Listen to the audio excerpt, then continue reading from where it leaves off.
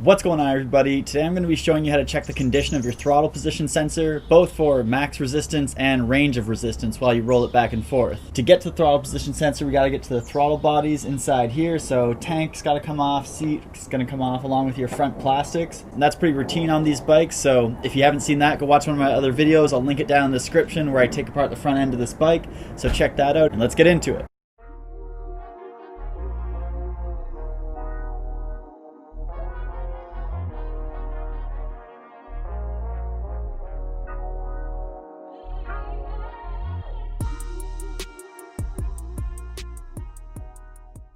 With the hose clamps removed off the back of the intake box, you have to get the two 10mm here and here that hold the plastic down at the front. And then is the hard part. You have 4 Allen head fasteners, one on each runner to each intake. You can see the one on the outside right here. You gotta snake it past that. You can see another one. You can see another one right in there on the left. And the middle two, there's the other one. And the cylinder over here, the cylinder second from the right is the hardest to get to. You really have to thread the needle through the darkness to get this one on the right side.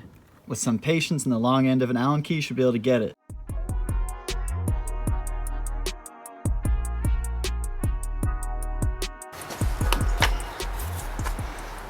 With the air box off, we can see right down the ITBs. And we can find the throttle position sensor right here. It's got a blue, yellow, and a black-red striped wire going to it. It's just a 3-wire. Got to pinch it on the top and pull it up. It's kind of pushed into the corner there, so it's a little challenging.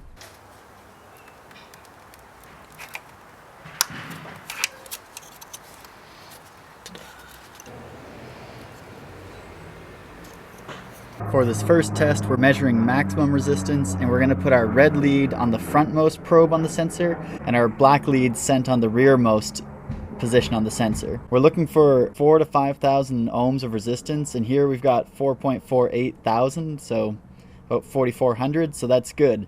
This, you don't have to twist the throttle or anything. This is obviously while the sensor is disconnected, and I have my multimeter set to measure anything under 20,000 ohms of resistance. That's why it's showing up as 4.47, as in 4.47 thousand. So if you're more confused, red lead goes to the position where blue would be on the connector, and black or negative goes to where the black and blue wire goes into on the sensor.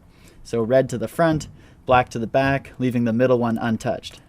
For this next TPS test, we have to put our red probe on the middle connection of the sensor and our black probe on the rear connection of the sensor. So red is going to where the yellow wire would be, and black is going to where the black and blue wire would be. This one's tricky because you have to probe the sensor while you spin the grip. So I'm going to get my probes rested up here, and hopefully I can free up a hand. Alright, so I'm probing red in the middle, black at the back, and I've got 0.6 of 1,000. So I've got 646 ohms while closed. And while you sweep it, you want to make sure there's no dead spots and it doesn't go over 3.5 to 6.5 thousand ohms at the top of your sweep.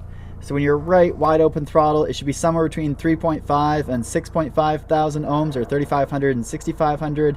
And then when you close it, it should go as low as 0. It doesn't, obviously mine isn't showing 0. I can tell you my bike's running just fine right now. The manual says 0 to 3.5 to 6.5 thousand. So I imagine anything above 0 or close to 0 when the throttle is closed is good. While you've got it here, you want to check for the sweep and make sure that the whole thing is smooth. So as you open the throttle, does the resistance gradually change? If you saw a spot in here where you didn't see much change but you were definitely moving the throttle, you'd have a dead spot in your sensor and need replacing.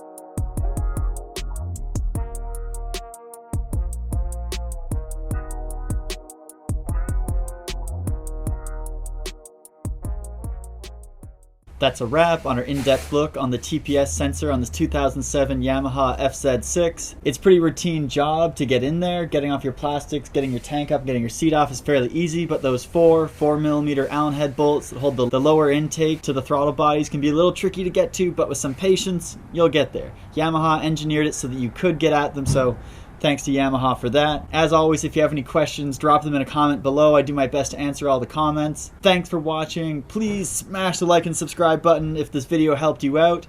And as always, have a good day.